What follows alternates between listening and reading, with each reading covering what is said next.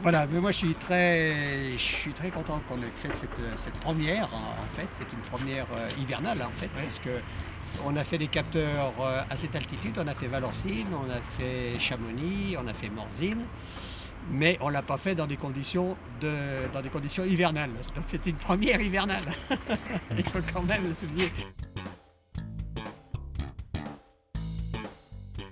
Voilà, alors j'ai fait ce choix de la géothermie suite à un problème de chaudière. J'étais actuellement équipé en fioul et malheureusement, mon installation qui commençait à être vétuste méritait d'être changée. Elle m'a devancé puisqu'elle est tombée en panne et j'ai dû dans l'urgence faire le choix d'un chauffage. Alors ce n'était pas évident puisque la simplicité aurait été de remettre le fioul, mais étant donné le prix actuel qu'on voit flamber pratiquement chaque jour, on peut se poser des questions. Et puis il y a une autre chose aussi, c'est que quand on est respectueux de l'environnement, quand on se trouve dans un environnement comme celui-ci, on peut être que respectueux de cet environnement. Donc forcément, ça nous impose aussi à faire des choix pour, on va dire, pour une énergie qui soit moins polluante. Voilà, donc la réalisation d'un capteur avec ce site particulier, c'est qu'il est réalisé à une altitude qui n'est pas usuelle puisque nous sommes presque à 1400 mètres d'altitude et que l'hiver est arrivé. Heureusement, malgré tout, la température est clémente, ce qui nous permet de faire un excellent capteur. L'opération consiste à décaper le terrain et puis ensuite d'étendre nos tuyaux. Voilà. C'est une technique qui est maîtrisée puisque le premier capteur que nous avons réalisé, qui était une première en France, c'était il y a 30 ans. Et aujourd'hui, la particularité, c'est que c'est un de nos capteurs dans l'altitude la plus élevée et surtout à cette époque de l'année. Habituellement, on fait ça au printemps, à l'été.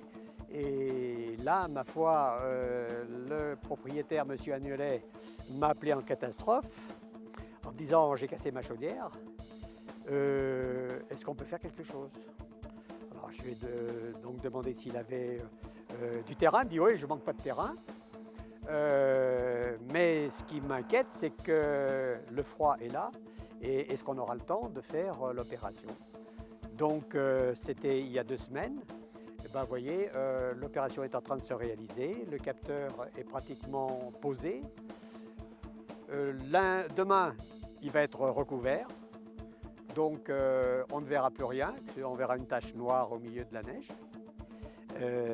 Voilà la technique de nos capteurs qui marchent maintenant depuis 30 ans. Hein. On a 30 ans d'expérience dans tous ces capteurs de différents styles, différentes profondeurs, différentes altitudes.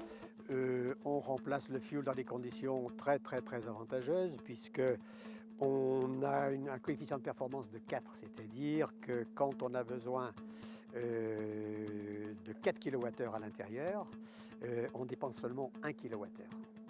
Sachant que le prix maintenant fuel, électricité est à peu près au même niveau, on peut dire qu'on divise par 4 la consommation aujourd'hui par rapport au fuel. La durée du chantier? Le La temps. durée du chantier à peu près. Ouais,